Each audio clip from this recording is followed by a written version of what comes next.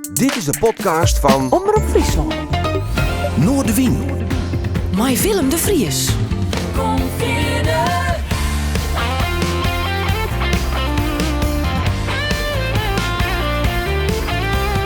Alles wat er speelt. Omroep Friesland.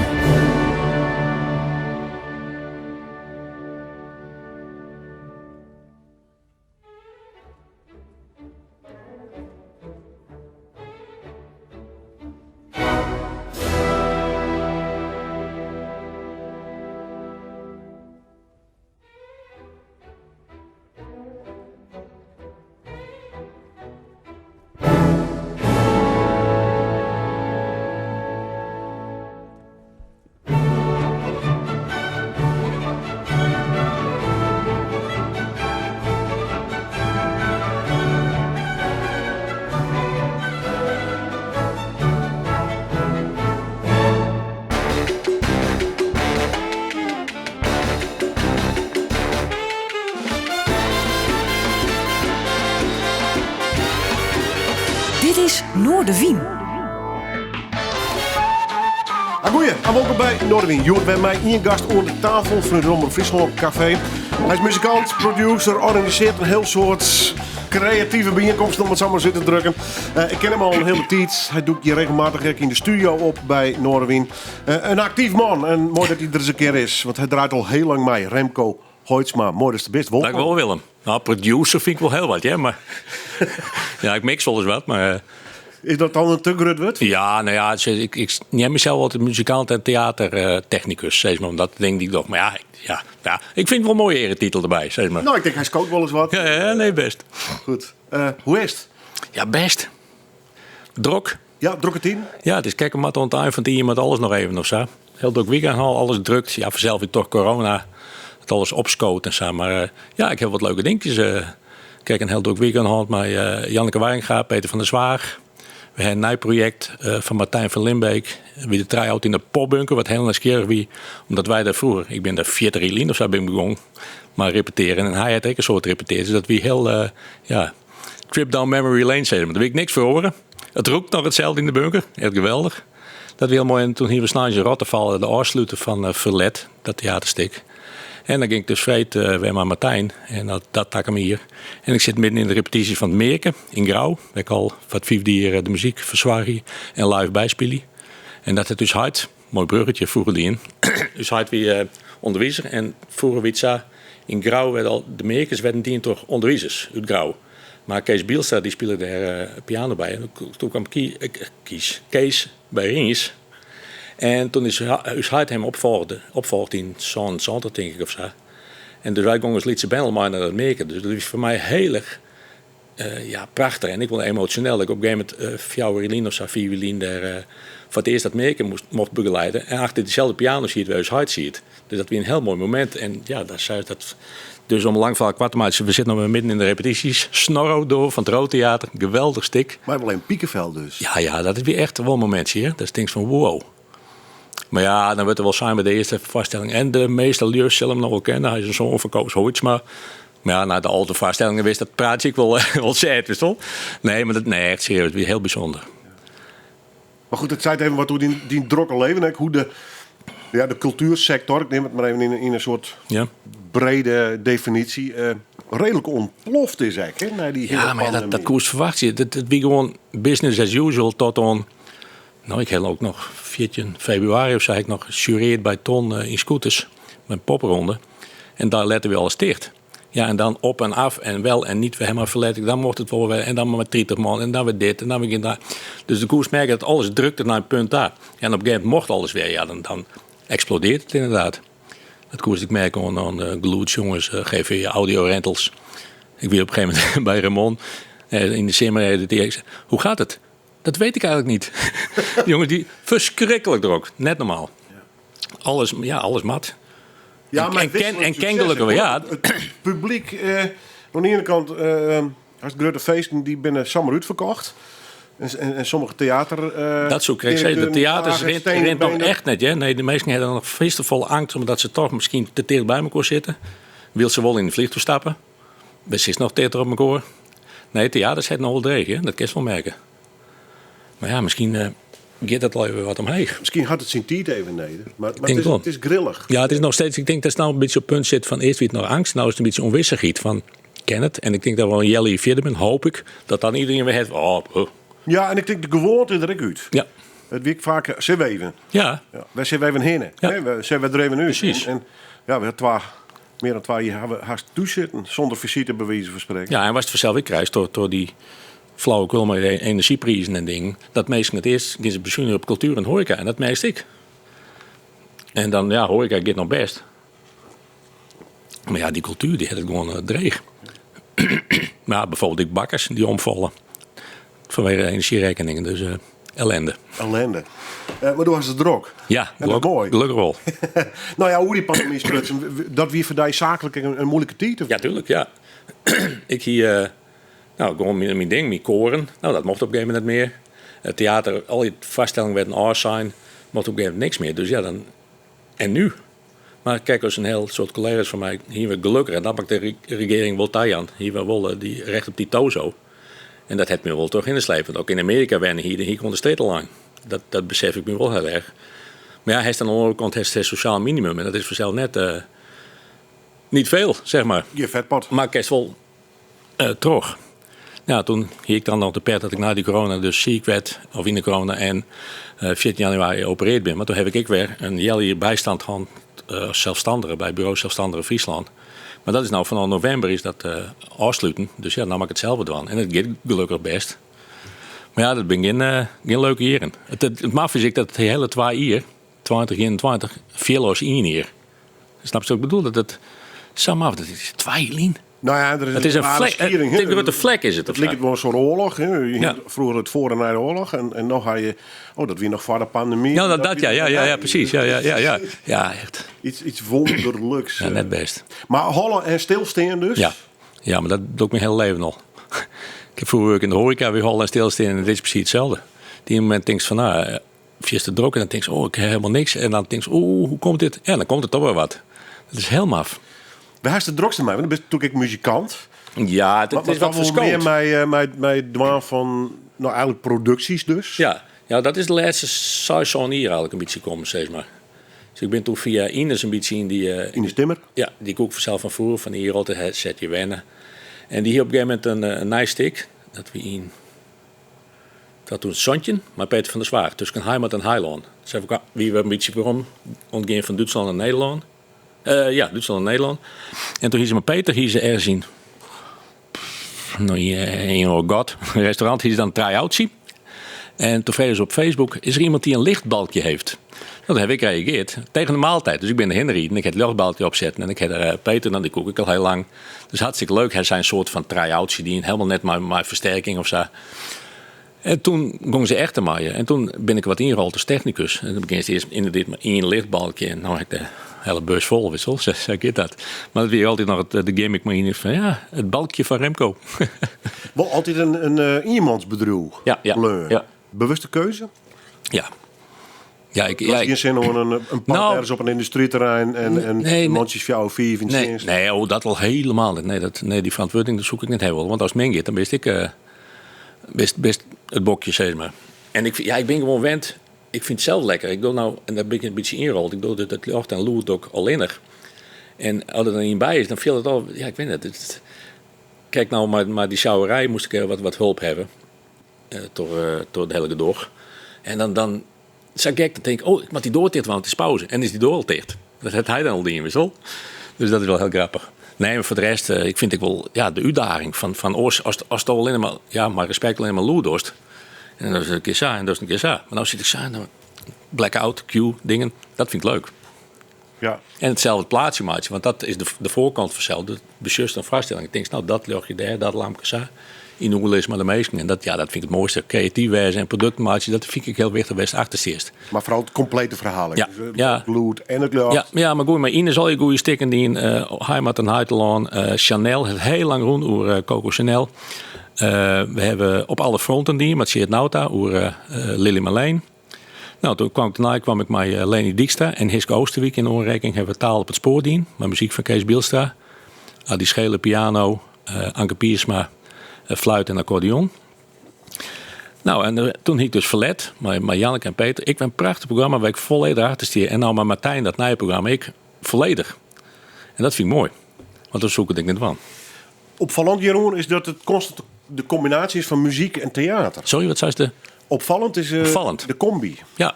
Ja, maar het Toeval of is dat het leukste? Dat heb ik raakvlakken. Muziektheater en het toch het theater. Ja, nee, dat is meer tafel, denk ik. Omdat toch de kenniskring is het meeste muzikanten. Dus dan heeft muziektheater, want ik heb eigenlijk nooit nooit een toneelstuk die. Nee. Nou, dat mag dan een keer. Nou ja, Chanel. Ja, maar dat weet ik muziek. Dat songs ik tussen. Dus ja, dat is ook dan wel eens. Dat bedoel ik, de mengvorm. Ja. Ja, dat vind ik ook altijd wel leuk. Kijk net een musical, maar meer een muzikale voorstelling. Zeg maar. Ja. Als muzikant begon? Nee, zo nou, toen is kijk heel terecht Beethoven even draait. En dat zelf waar ik ben opgegroeid. Dus hij de mem ziet maar in het onderwijs. Dus hij wie daarna is ik een hele goede pianist. Dus bij ons in huis stond een piano. Dus zat bij wij, mijn zusjes Jeldo, Nienke en ik ben erin opgegroeid. En dan muziek is dat wat. Dus ik heb van mijn 8e tot mijn 12e hek pianoles gehad. Het net een soort hulp meer. Ik had geen flauw idee wat ik die. Dus Beppe zei, dan speel je een mooi mopje en dan speel ik wat. Maar ik had geen idee wat voor akkoorden op noten en zal je letterpost komen. Nou, zij groeit daar wat in. Zo, en dan is wat ik zei, dat merken, die wie dan al in oktober, november ontschreeuwen. Dus ja, dat is hetzelfde wat ik nou doe. Dus dat is ik wel heel erg leuk. Ja, en we zijn eigenlijk alle drie, mijn zusjes en ik toch wel. Nienke, mijn jongste zusje, het conservatorium dient. Die is muziekdocent, zang. En Jeldo, die heet ik werken. En die heeft nou een baan, maar die is ik heel, behoorlijk semi-professioneel maar muziek doen. Dus alle drie hebben we daar wel inrolt. Ja, dat is mooi. Jammer dat dus hij het net maar heeft, want die is al in 88 storen. Dat is die enige jammer, hè. Die is 14 jong storen, maar ja. Ziek? Hij hier ziekte van Parkinson, maar hij stoorde een hartstilstand en hij hier niks met de hele ziekte te krijgen. Dus ja, 54. Dat is, Dus toen ik 54 was, wie dat wel een dingje. Dan denk ik van, nou ben ik er overheen. En een abrupt einde. Ja, vreselijk. Skok? Ja, dreun, zeg maar. Ja, dat is, zie ik wie toen 22 of zo, maar Nienke wie toen 18. En die had hem ik voen, dus dat is vreselijk. Bah. We zetten nu daar met Paganini. En dan komen we bij Mem. Ja. Dus Mem wie net heel muzikaal. Nou, dat ja, wel. Hoe zei ze dat? Passief muzikaal. Zet wel in het korps voor wie het maar met zijn sopraanzak spelen. En als ze songs ziet. Sorry, ik zit me niet in de band. Ze ziet bij theater wie ze vrijwilliger. Dan knipt ze stikken, want dus had het ik wel eens bij theater spelen. En ze kon Jan Arends weer een oud collega van haar van de lege squallen. En dat knipte ze dan. Maar ze ziet ik bij het koor van theater, maar ze zong bij de bassen. Maar dat ik kijk al zei, dus Mem die hoort ik een soort van klassiek. En Paganini, veel concert nummer 1. Dat zetten ze vaak op als ze leuk wie. Oh, ja. Oh jee. Ja, dan wisten wij van, maar even net binnenkomen. En later, toen wij al lang het huis het weer in draaien zit dikwijls, dan kwamen we daar even op visite. Oh, best leuk? Nee, ik vind het gewoon heel mooi. Ja, prachtig stuk. El Diablo nemen ze hem ook wel, Paganini. Waarom? Nou, dat is Masmerière. Als dat stuk is helemaal, ja, ik kan het net helemaal draaien, maar. Nou, we kijk eruit. Ja, precies, maar. Oh, mocht ik dat net vertellen? Ja, nee, maar met ja. Die had al draait. Ja, oké. Ja. Sorry. Nee, oké. Ja, dan snap ik hem. El Diablo. Nou, hij is het kijk jet. Die noten die hij doet, dubbelgreep. Het is haast net te spelen. Ik heb hier verschillende opnames van jet. En de meest fantastische klassieke violisten die gaan op hun bek, eerlijk zijn. Het is net te doen. En die man had het gewoon betocht. En die kon het spelen. Als ik schilderijen van hem zie, woeste bos hier. Ja, El Diablo is zijn bijnaam. Geef mij een orengrutheid. De namen voelen al even. Ludwig van Beethoven. De Njogende. Ja. Je een stuk van draaien. Ik kan het net helemaal draaien, helaas. Nee. Waarom dit? Ja, favoriet van de Dus uit wie klassiek en dan voornamelijk Beethoven wie zijn held, zeg maar. Zoals ik de orenheld die straks komt. Ik heb, ja. Dus dat... Maar je mag aardig klassiek mij kregen dus. Ja, maar ik pop. Ja, hij had het wel verteld toen mijn neef is wat ouder. En die kwam toen met de Beatles. Maar toen in huid 30 en ja, dit vervlogen, helemaal niks. En dan is hij letter wel op woonkamer vanzelf. Want we hebben op een gegeven moment hier een LP van Louis van Dijk en Daniel Weinberg. De speelden op 2 vleugels al je stikken maken een Beatle medley. Ongelooflijk goed. En die hek zoom als hij in de harmonie. Nou, u was weer de eerste die opstond om te applaudisseren. Dat vierde ik nooit met dat moment. Dus ja, die Beatles vond ik toch wel mooi. Maar ik heb nog zo'n oranje platenspeler, maar zo'n deksel, dat weer dan de box, wist wel. En dan bij mij op zolder de slipte ik. En dan is hij mijn klassiek jarenlid en ik hem pop. En Joe Jackson vond ik verschrikkelijk. Dat vond ik, die stem vond ik net mooi. En de oren ding bij wol. En ja, het is muziek wel een grote reden trie, zeg maar.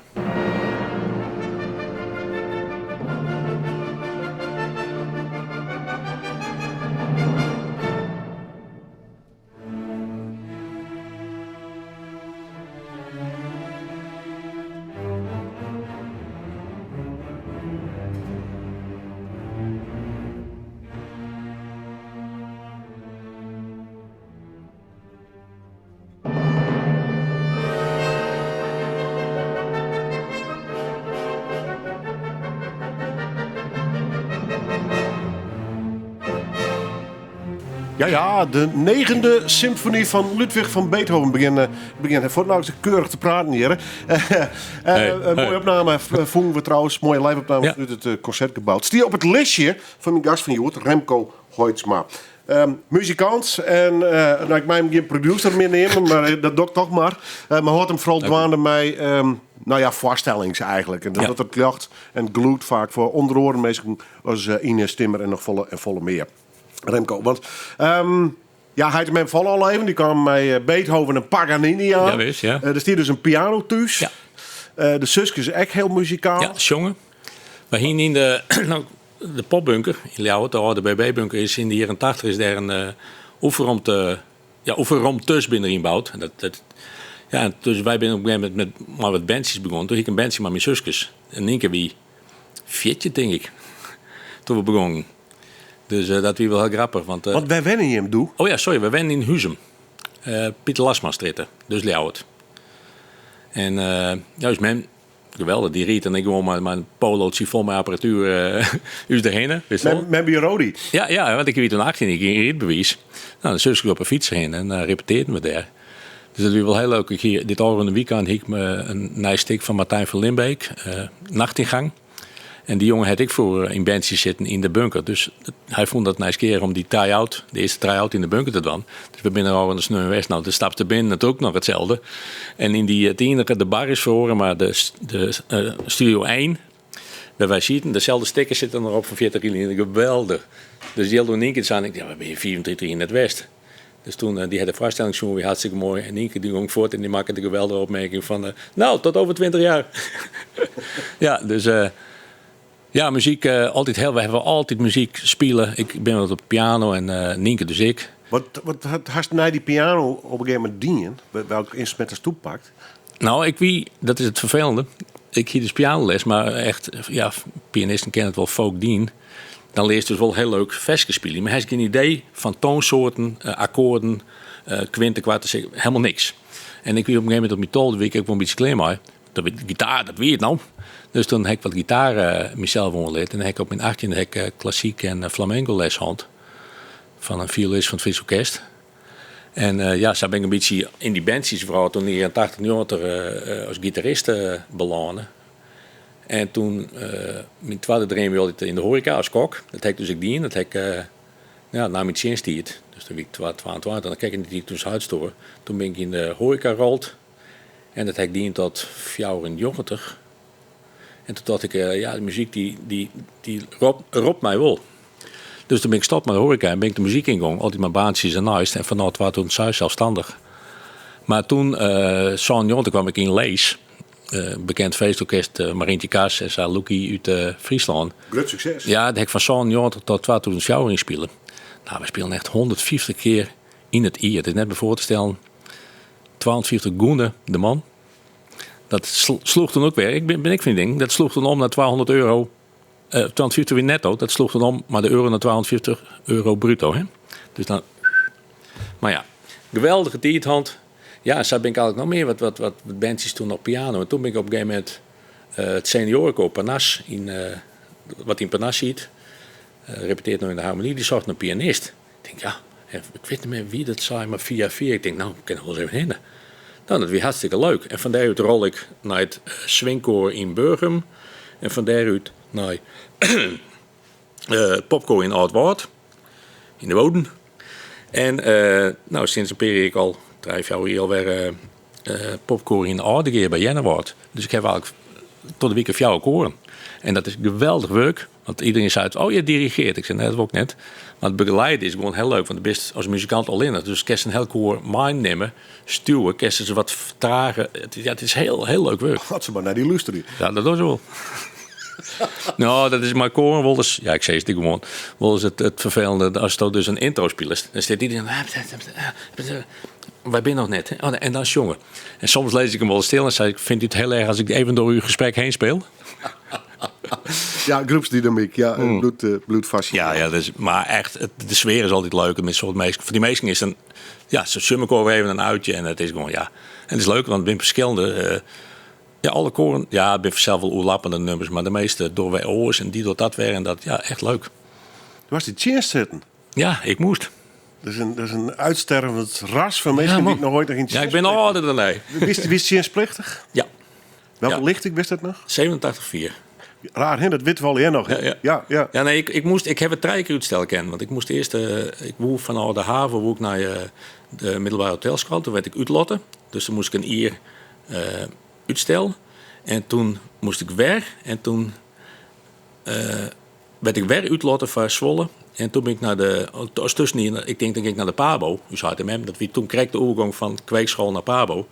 Dat is HTMM, die hier dat. En dan ging ik naar de hotelschool. Maar toen kreeg ik dus een brief van het ministerie van Defensie. Indien u de opleiding voor tijd eraf maakt, moet u in dienst. Of indien u stopt, moet u ook in dienst. Ja, toen ben ik dan hier gestopt. En toen in dienst gegaan. Maar dat voelde ik heel erg daar. Omdat ik een koksachtergrond hier kokskwallen die in die 84. Kwam ik in Haarlem te landen. Nou, ik heb nooit zo goed eten als daar. En daar zitten dus al die koks en een paar verdwaalde bakkers en een nog verdwaalde machinebankwerker. En dan moesten we bijvoorbeeld op een mobiele veldkeuken, moesten wij dan eten zien. En dat we dan groentesoep, bal gehakt, bloemkool, aardappeltjes en vanille, toetje na. En daar stonden 4 hoeren voor. En wie kleden die mocht niet hoeven. Dus al die koks die weer binnen hoeren kleden. En die verdwaalde machinebankwerker, die stonden te verrotten van hoe moet dit allemaal? Dus, en die opleiding stel ik net excusele mo een ruk voor. We hebben 1 keer een stormbaanhond. En de tweede keer toen wie het meer waard. Toen zijn die beroeps van, laat maar. En toen, dan krijg je dus op een gegeven moment dat we 2 mannen. En dan krijg je een standplaatsvest, nog een ier steenmast. En er zitten ik jongens uit Limburg bij mij in de groep.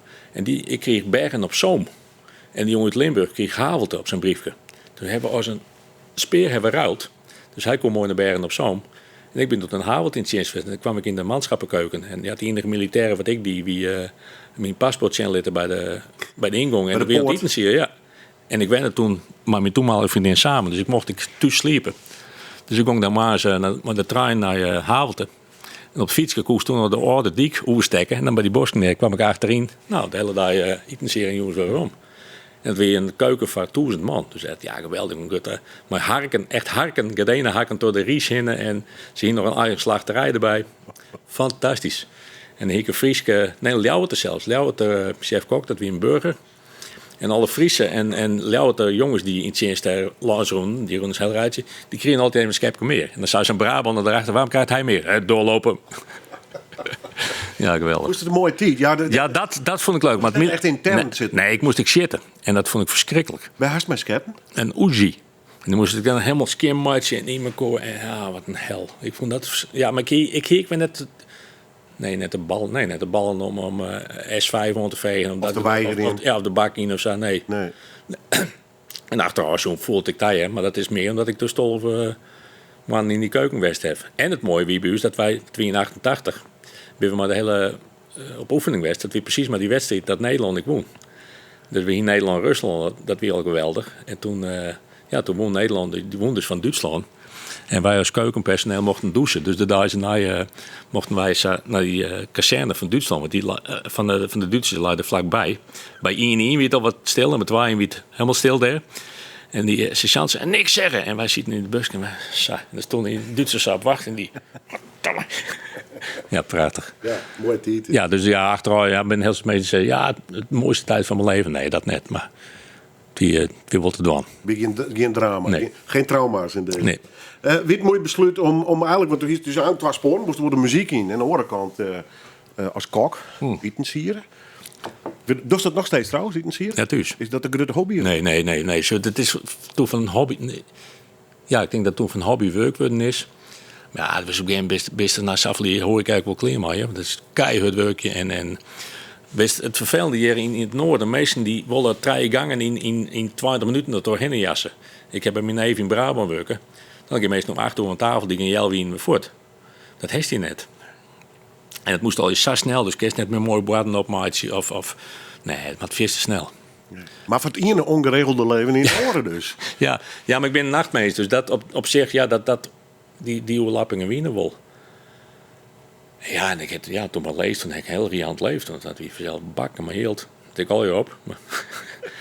Nee, dus ja, ik vind, ja, als het zo lang ZZP'er is, dan is het dan best het ik wend, dus wel. Dus dan dat is die leven. En de wist van dat gaat altijd sa en sa, maar het komt wel weer. Ja, dat blijkt dus ook, het komt altijd wel weer. Ja, dat is nog steeds business. Ja, precies. Ja, nog steeds druk.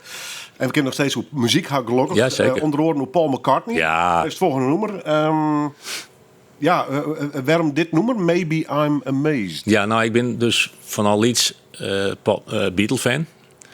Maar toen de Beatles uit elkaar gingen, Paul McCartney en Wings, het verhaal is bekend. Dit nummer took dit voor het eerste jaar op zijn solo op. Ik denk, ik vind het een van de allermooiste nummers van hem. En waarom, weet ik net. Ik weet toevallig Herman Frank, de gitarist, het precies hetzelfde. We zijn toen in 2003 ben we een hele ploeg, Rick Meijer, Robert Mink, Herman en ik ben naar McCartney West in Nijmegen. Geweldig. Ik stond er bereid zien, ik heb de eerste kwartier in mijn jankt. Er zit die man, die zit in Held, live, 2,5 uur lang. Wow. En net teleurgesteld? Nee, ik heb daarna in 2000 nog een keer zoen.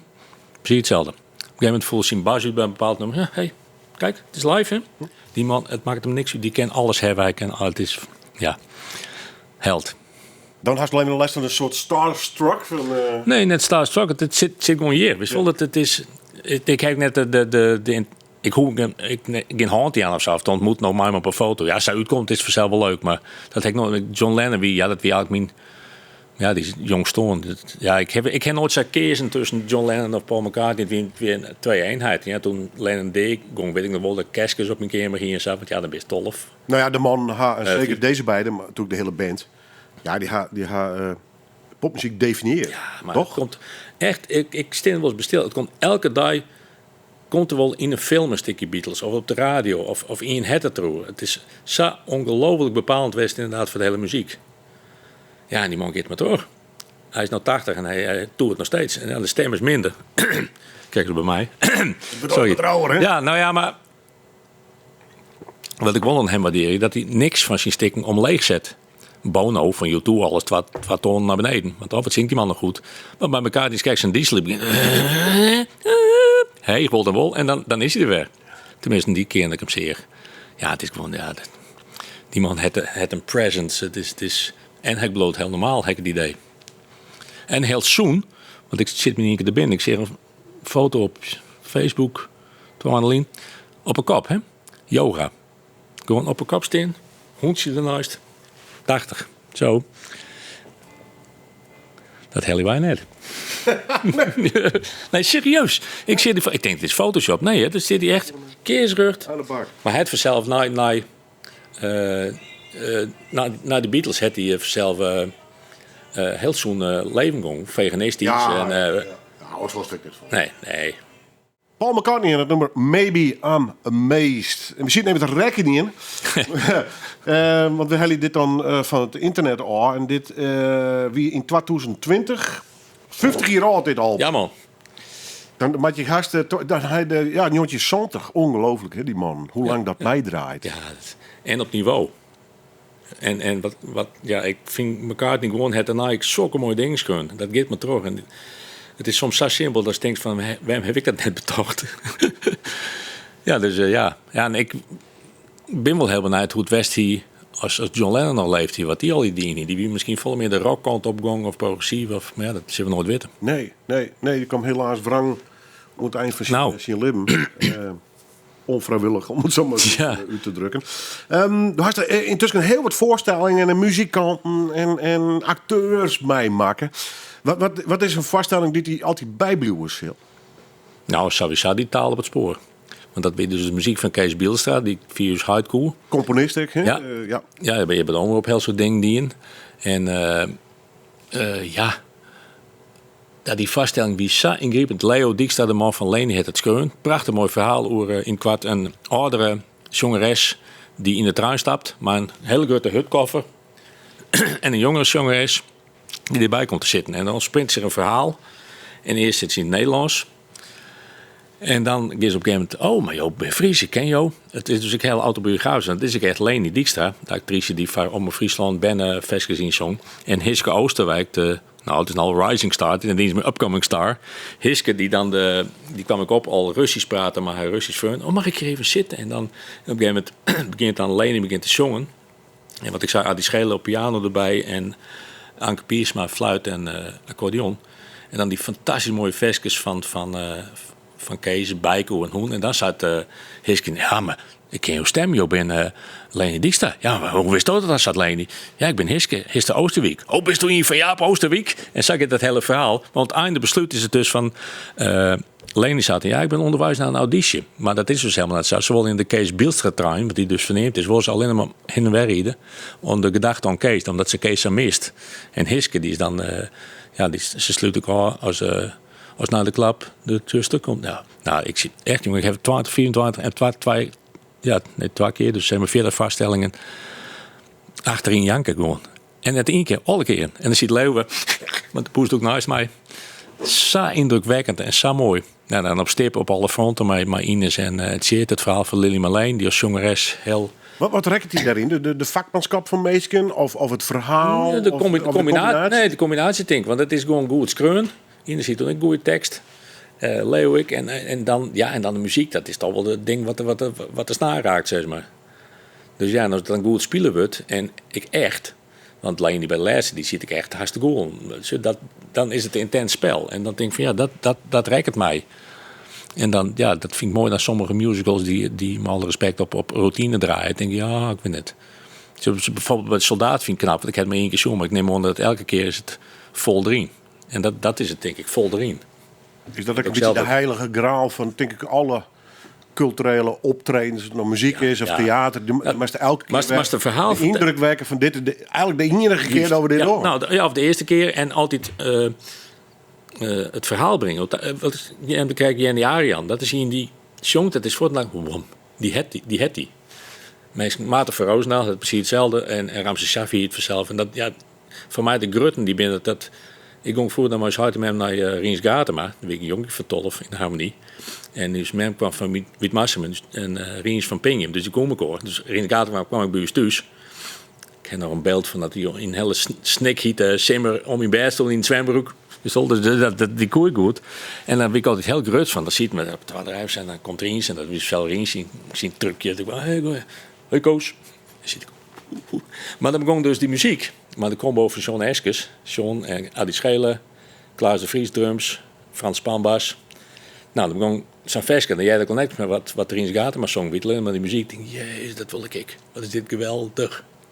Nou, die een letter heb ik maar John spelen. Dat soort zitten letters bij dat soort meesken met John Eskes dan in het bijzonder. Dat waren een hele goede film. Die leerde ik dus kennen zelf in de Brouwershoek, toen ik niet als 18 wie. Maar ja, we hebben toen dus in het lijst van zijn leven zijn we dus van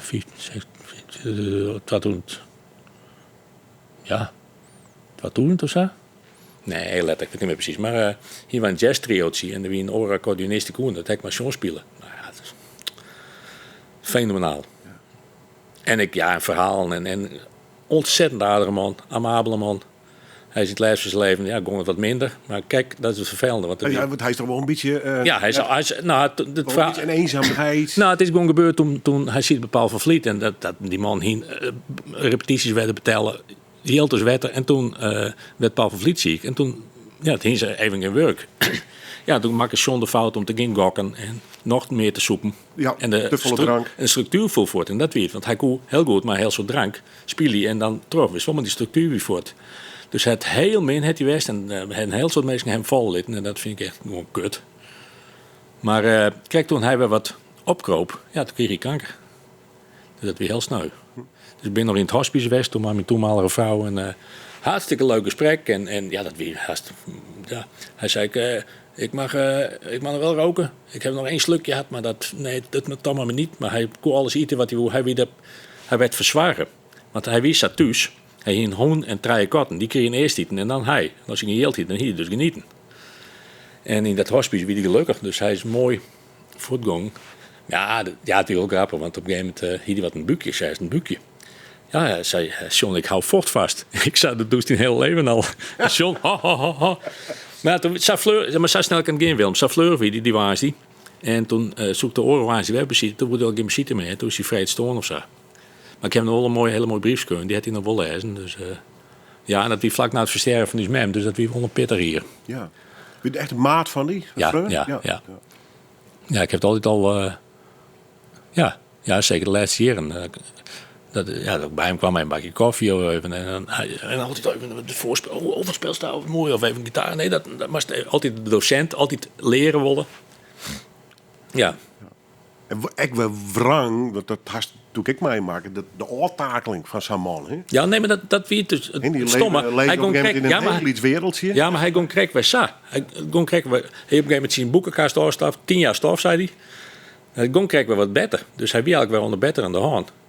Ja, en toen gebeurde dit. Ja, leven kanker. Hij zei, het is alleen mijn eigen schuld. Ja, dat wie onvermijdelijk, zeg maar. Destructief, zei Willem Pen. Ja.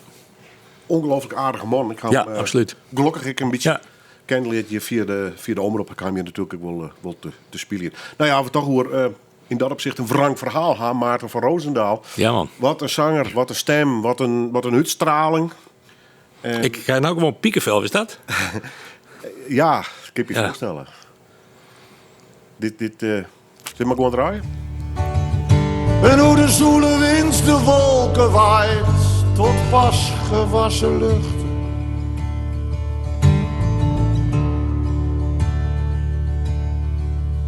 Kan iets mooier dan het mooi is.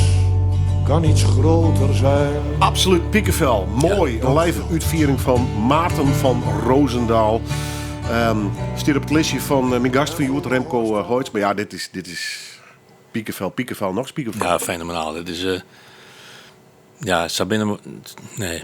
Mozart, Sabine, maar ja, dit is zeldzaam. Hoe mag ik het? Ja, ik moest wel eerlijk zeggen, ik zit een beetje maar die keuze vanzelf van maar 4 platen. Ja, het is horror, ik weet het. Ramses Shaffi of Maarten. Ja, ik denk van Maarten verzinnen dat de aandacht wat meer, die is vanzelf wel in liedsekring. En toen hij die gong is hij van mij bekender geworden dan toen hij nog leefde. En Ramses Shaffi heeft gewoon vol lang geleefd en volle meer exposure gehad. Dus ik denk, nou, ik gun Maarten dit. Had je hem als live jongen? Ja, ik werkte toen met Hessel van der Wal, cabaretier. En dat is een leuk verhaal. Maarten had als liedjonkje wel bij Hessel en Ada uit van Hoeswest en daar slipt. Hun zoon is zelfs naar hem verneemd, Maarten. Dus toen wij werkten, zei Hessel, ik neem die mee naar de lawaai. En dan heb ik dit programma zien.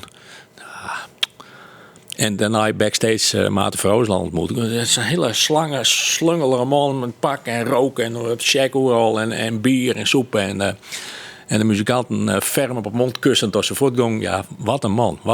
Maar ik zag gewoon en echt, ik aandachtig naar die zelf wist wel dat ben ik de grutten. Ik heb Paul van Vliet, werd toch Ines, hebben wij Paul van Vliet zo'n laatste show met Klaas van Dijk op de piano in Den Haag.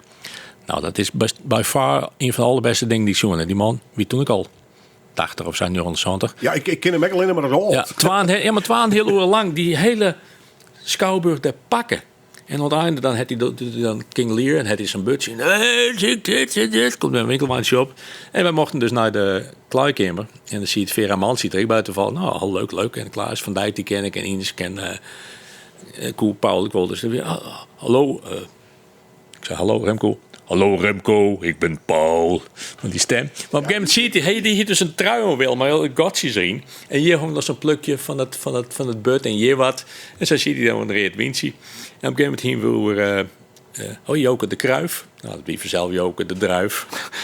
En toen, die toen krek werden op hoofd van zegen. Dus de vis wordt duur betaald. Dus ik zei, de druif wordt duur betaald. En Paul Vliet, ha. Maar dan denk je wel, ik zit hier met Paul van Vliet. Maar ik zei gewoon. En ik heb later nog een keer zo met Noord-Poolorkest. En toen, groetjes aan Ines. En ja, je bent 86. En ik nog maar gewoon hier en daar een dingetje. En nog steeds die stem en die presence is denk ik, ja. In dat op zich vergelijk bij mij. Hoe raar dat klinkt bij mijn Maarten van... Ja, absoluut. Precies hetzelfde. Ja. Als die binnenkomen, dan komt er wat binnen. Ja. Ring je het voor ik. Maar die diert ik wel wat om. Dat kwam, ja. Maarten van Roosendaal, helaas niet meer onder ons. Nee. Ik wil toch even vragen, hoe confronterend is dat voor jezelf? Doe hast op dit stuit zelf die vreselijke ziekte? Ja, ik heb kanker, ja. En ik ben geopereerd. Ik heb wat stoma's gekregen, dat ging al je best. Al in 3 maanden lien uitzaaiingen versteld. Ja, en dan gist van dit, gist. Dan denk ik, ik ben 2 weken daar. En dan denk ik, ja, godverdomme, nee, echt net. Dus ik heb nou krijg juist mijn eerste chemokuur gehad. En ik heb nou een mooie bidontie met chemo as we speak. Druppelt dat in mijn lichaam. Ja, ik viel er nog net een soort van. En ik hoop dat het helpt. Ik heb dus uitzaaiingen, dat ik even vertellen moet. Op de lever en op de longen. En de long is net zo slim als de lever. Dat is de motherfucker. Dus ja, maar ik viel me uitstekend. Ondanks dat. En ik hoop, ik krijg dus nou 4 keer 2 weken chemo. En ik hoop dat dat onslaagt. Maar dit vestje was zeker flinier toen ik dus de diagnose kreeg. En de vreselijke weken van de diagnose tot on bij de MRI en de CT-scanning zitten van wat is het precies. Ja, om te janken zo mooi. Ik ben godzijdank nog een nieuwe lente waard. Dat hoop ik. Maar wel confronterend, denk ik. Ja, maar daar ook ik mooi. Ben je skrokken? Ja, tuurlijk. Want wij zijn dan 50-plussers. Ik ben kijk wat ouder dan maar dan krijg je een brief thuis van bevolkingsonderzoek. Wilt u wat ontlasting opsturen?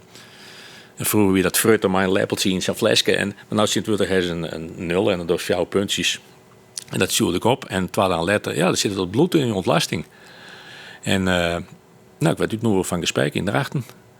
Ja, we kunnen u een darmonderzoek aanbieden. Maar als er niks aan de hand is, moet u dat zelf betalen. Ik denk, ja, risico. Blablabla.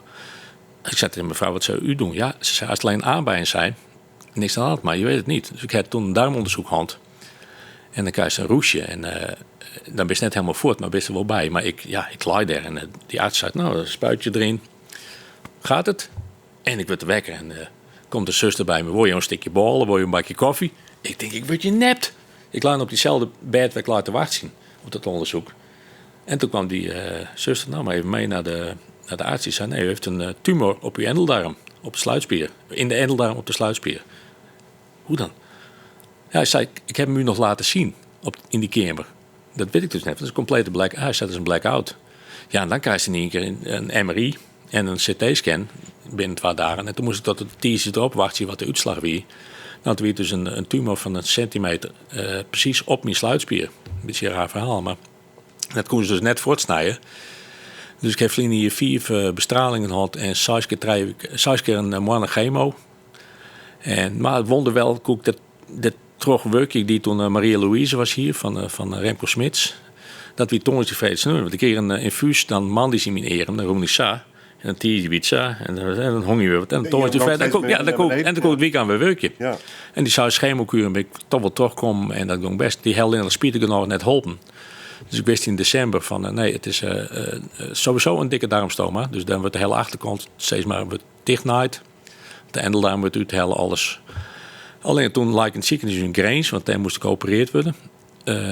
Komt de tongetjes van de operatie komt die arts bij mij. Hij zei, ik ben bang dat de operatie uitgebreider wordt. Uw prostaat en blaas moeten er ook uit. Ja, dan denk ik, jezus. Hoe dan? Toen heb ik heel even toch van, ik blaas de hele boel af. Dus belt mij, anders liek, mijn Mark, mijn zusjes. Maar die arts zei, dat moet je niet doen. Dan ga je een jaar met heel veel pijn en ellende tegemoet. Hij zei, geloof mij, met een stoma en zelfs 2 kun je prima leven. Nou, prima, heb ik nog net ontdutsen, maar het ken. Maar ja, toen heb ik dus 14 januari geopereerd, 2 weken in het ziekenhuis, 2 maanden thuis. En na 4 maanden, dus toen een jelly herstel van 4 maanden week alweer aan het werk, zeg maar. En, maar ja, dus 3 maanden bloed net goed en uitzaaiingen. Maar ja, ik ging er gewoon weer vol in en elke dag is erin en ik pak al, ik maak me net als missen droog dat je daarmee bij komt voordeel. De scherpe kantjes ben er wel. Ja, en dan was ik heel sarcastisch, daar was wel maar op denken van ja, als mensen niet die het zoen is, hoe gaat het? En dan zei ik eerst van, nou, ik heb kanker. Ja, dan keken ze. Dus ik denk, ja, dus nou zeg ik naar omstandigheden goed. En zei, oh, wat dan? Dan lijst het een beetje in. Maar ja, humor is wel van belang. Moet je dat er een beetje... Ja, dat maak ik wel, ja, want dat was gek. Had je enig idee? Perspectief? Geen... Nee, daar kan ik niks van zeggen. Dat weet ik pas hoe. Nou, zus, ik geef zelf wel elke week is een monitoren met bloed. Hoe gaat het met de meer, minder dosering. Ja, ik hou me een beetje vast aan het idee dat de oude tijd, die tuinmannen, dat die uitzaaiingen er net meer bij komen. Die er binnen en die groeien op zichzelf heel iets beetje millimeterwerk. Maar die outside moeten nou wel moeten nu wel actie ondernemen. Maar dus, wat wordt gebeuren? Zeg. Ja, dus ik hoop als ze Delberge kennen, heeft misschien nog wel 2-3. Maar ik ben afgestapt in grenswedstrijd van toen die uitzending zei die arts, die ontsloeg mij weer, want ik ging naar Drachten weer om voor de chemo's. U gaat hier op enig moment aan overlijden. En dat heeft heel lang in mijn hol gespoten. Dan heb ik gedacht, ja, fuck it. Ik hier verkeerd de diekoe stekken, een bus. Ik kan een hartaanval krijgen. Wissel is hard die Parkinson. En die storen aan hartaanval. Dat zou het al in niks. Dus wat nou fucking kut kanker. Nou ja, dat functioneert nog. Ja, nou als Ik nog fleuren, we kunnen gewoon een leuk gesprek houden. maar ik ken nergens les van. Nee. In die zin, ja, het is gedoe. Slankje in de heren, tosken, stoma's. Maar ja, de beste. Ben je er bang voor of net? Nee, net meer. Nee. Ik ben niet algemeen wel. Ik wil net gradeer, zeg maar. Nee. Ik wil zoek wel zin op. Maar goed, dat, ja. Nee. En dan vooral, ik val je weer om. Boom. Dan dat ik een heel lang ziekbed heb die in jankert om je bed komt. Dat wil ik net. Sowieso wil ik dat net. Dat lijkt me vreselijk. Ja. Sterren, ja, je hart is stonisch je sliep. Dat is, ja, die wie 55, 40 jong. Maar zij iets zou ik fijn vinden. Gewoon sliepen en net meer wekker worden. Als het al heel min is of zo. Maar de beste nog. Ja. En de vierste goed. Ja. Wonderlijk nog. Want, er wordt een product. Nou ja, er wordt een product vergiftigd liggen. Dat zei ik nou. Ik zou dit flesje druppelt nou krijg nog maar een ontloeren. Dus ja. Nou, het grappige is ook wel. Ik heb een hele irritante kriebelhoest van airco en van theater in, theater uit, kerk in, koord. Maar ik heb juist die geen moeite liggen in. Die hele kriebelhoest is voort. Dus het baant alles voort, jong. Oh, kriebelhoest. Nou. Ja, ik kan het iedereen aanraden. Nee, hoor. Goed, jongen. Nou, we zien wel. Ik ben blij dus zag op de tafel zitten kist en een fleurig verhaal had. Want het is hartstikke leuk hoe het in via de Ordeleur, Paganini uiteindelijk bij de Maarten van Roosendals uitkomt. Ja, toch? Vaststellingen, daar geniet je van. Dat merk ik hoe die. Even dus wat zit op stapel eigenlijk? Hoe is je 2023 te vooruit? Staan er al dingen in de agenda van vaststellings? Of wat we dus nou in de stijger zetten, zeg maar die vaststelling van Martijn van Limbeek. Denk je het eerst voor? Nachtingang, dat is... we spelen de sectie in de Vermanje. Dat is de Dopers in de Tjerken. Daar werd het Anne Solly, de pianostemmer. En daar spelen wij dat stuk dus tussen 10 piano's en 3 vleugels of zo. Dus dat is hoe dat nou maakt, weet ik nog helemaal net. Maar qua techniek. En dan in januari in Spijkerboor en nog eens januari. En hij wil dat wel het theater zien hebben. Dus dat is wel een iets lange termijn ding. We gaan door eigenlijk. Wat is het verhaal? Ja, we gaan door. Het is eigenlijk een combinatie van verhalen van Martijn en zijn vrouw die een bandje verlend hebben. Martijn zijn werk als psychiatrisch verpleegkundige in Frensje. Met een hele mooie stikken. Het is wel behoorlijk autobiografisch, maar dan get ik stikken over IJzenga, de Tiet en de... het is... Ten eerste bent ongelooflijk moeilijke stikken. Hij had zelfs er speelt een bassist maar die ik fretloos bas speelt en een drummer die echt klonkie al die dingen omheen had. Maar alles is uitschreun. En Martijn doet alles uit de holle teksten. En hij heeft gewoon hele mooie stikken. Dat is net compleet refrein einde. Nee, er zit soms dit. En ik nou zelfs denken van... Dan ja, bij het refrein moet dat en dat lichtje. Ik denk, ja. Dus ik heb nou maar de blijmuziek in. Want anders heb ik geen idee waar het refrein zit. En dat is het leuke. Maar we gingen dus in de popbunker gingen we de try-out. En toen gingen we voor het eerst eigenlijk de hele voorstelling. We hebben eerst wel montage daar gehad. Maar nou wie die flow erin. En hij kan heel mooi zo vertellen, maar zijn stem. Dus... Dat lukt ik, jongen. Ik kies iets van wow. Soms zie ik echt maar de techniek een keel. Dat is echt de vaststelling inlutsen. Dus. Absoluut. Letterlijk. Ja. Heel erg mooi. En er bent dus heel mooi zo'n scherm iets groter dan dat scherm wat je eerst ziet. Zit ik op de televisiescherm? Ja, sorry. Ja. Voor de radiokijkers ik kijk naar een tv-scherm. Nee, en dan zie je die dot visuals. En die ben ik heel... want dan geef ik bijvoorbeeld een stuk over de Molukse treinkaping. Want zien H&M hebben het kamp bestierd waar de Molukkers in zitten. De repatriëring. Dus dat laat je hem heel... En dan is dus hij zongt erover. En dan is juist die NS-trein. Dat is een heel confronterend ding. Want ja, wij hadden het 50 zeker het mooi maken zelf in hier in Santer. Dus ik komt al aan kijken. En daarna is het naar je baan. Ja, man. Maar dat iedereen weet het. Nee, grapje. Ja.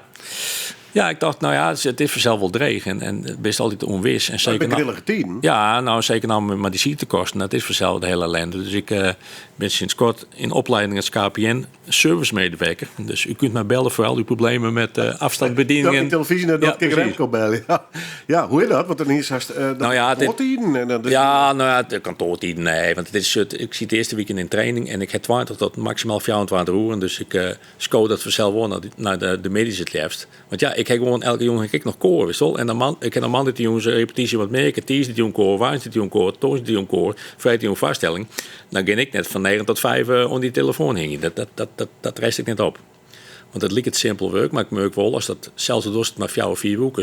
Het is wel heel intensief. Want er was dus echt, en dat is het nieuwsgierig van het werk, maar het is echt erin doeken van hoe kan ik die helpen? En het is een soort detective work haast. Van de master, ja, maar dan is dat lampje net, dan is dat. Dus ja, die ene is lelijk en de oor is leuk. En we lezen mijn vrouw die zei, ja, ik heb toevallig per ongeluk een factuur dubbel betaald.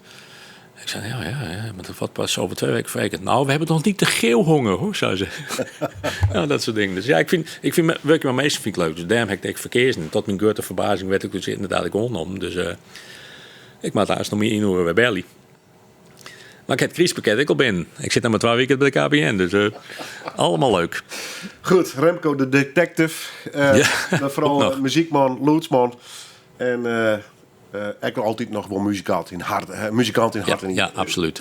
Ja. We draaien nog hier een nummer. Ted Neely. Ja, dat wie van uw zusjes, van Jildo en Nienke en mij, wie dat toch wel in die jaren toen dat Jesus Christ Superstar, de film. Wij zongen dit letterlijk maar. Die hele LP, van voor naar achter. Jeugdsentiment echt? Ja. Ik heb 2 keer zoen. 1 keer in Den Haag, toen zit ik achterin. En een paar jaar later in Grains, toen zit ik op de tredderij. En die man die het hier, het mooiste is dat stukje waar die na het, nou die hebben we straks al, dan had hij in Noord, dat gaat eigenlijk dat hele vestgeert door, die een hele hege falsetto stem. Nou, hij ziet dus 15 meters noemen, op een knibbel zongt hij dat. Nou, geweldig. En die man, ik was er niet in, dus ik 76, die draait die vaststelling nog steeds. Hij is gewoon Jezus. Hij deed dat toen hij in de tritowie, nou nog steeds. En als die man zus, dat is, en het is maar, ja, ik denk dat hij saai is en lietser dan ik ben. Nog lietser Remco. Ja, nog lietser als Dai en ik. Ja, een fenomeen. Dank u wel. Ja, die jongen. En bloed nog lang bij. Ja, zeker. Started when you started. I didn't start it. God, thy will is hard, but you hold every card. I will